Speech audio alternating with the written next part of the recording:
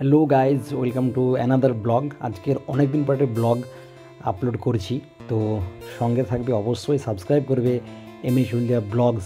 Definitely আপনারা অনেক ভালোবাসা দিয়েছিলেন, তো আমরা অনেক দিন ব্যাকফুটে ছিলাম, অনেক দিন ইউটিউবে ছিলাম না। তো যাই হোক, আমরা আবার পুনরায় শুরু করছি আমাদের সেই রীতিমতো ব্লগ। দেখতে থাকো, কন্টিনিউ করো। এটা একটা মিনি ব্লগ, আমাদের ফ্যামিলি ব্লগ হতে যাচ্ছে। তো আমরা গিয়েছিলাম দুদিন আগে সেই দীঘাতে, অর্থাৎ নিউ দীঘাতে। দেখতে পাচ্ছি এটা আমাদের নন্দকুমার স্টেশন, সেখানে আমরা ফ্যামিলি আছি। ট্রেনের জন্য আমরা ওয়েট করছিলাম, তারপর ট্রেন আসবে।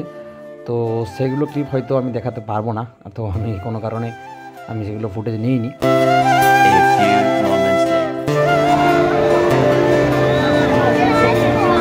তো যাই হোক, নিউ দীঘার একদম বিচে সরাসরি দেখাচ্ছি। তোমরা অনেকে হয়তো গরমকালে ছুটির সময় ঘুরতে এসেছো, অনেকে ফ্যামিলি নিয়ে, অনেকে বন্ধুবান্ধব। তো যাই হোক, কীভাবে সবাই এনজয় করছে দেখো। এই মিনি ব্লগটি কন্টিনিউ করো। দীঘায় এসে তোমাদের কেমন লাগে, বা দীঘা, নিউ দীঘা কি ওল্ড দীঘা, কোনটা ভালো লাগে অবশ্যই কমেন্ট সেকশনে জানাবেন। আর এটাই বলবো, ভালো ভালো ব্লগ আসছে খুব শীঘ্রই আমাদের এই চ্যানেলে এমএস হলদিয়া ব্লগস। ডেফিনেটলি তোমরা আগের মতো ভালোবাসা দেবে এই আশা রাখছি। আর ব্লগটি স্কিপ না করে অবশ্যই কন্টিনিউ করবে। আর তারপরে আমরা ফ্যামিলি গিয়েছিলাম সেখানে অমরাবতী পার্ক, তারপর একটি ভালো পার্ক যেটা হচ্ছে ঢেউসাগর। তোমরা অনেকেই জানো নিউ দীঘাতে। তো আমরা দুদিন ছিলাম, স্টে করেছিলাম, তার জন্য ছোটো ছোটো কয়েকটি মিনি ব্লগ করতে পেরেছি। তারপরে আমরা খুব ভালো ভালো সুন্দর সুন্দর ব্লগ নিয়ে আসবো এই চ্যানেলে।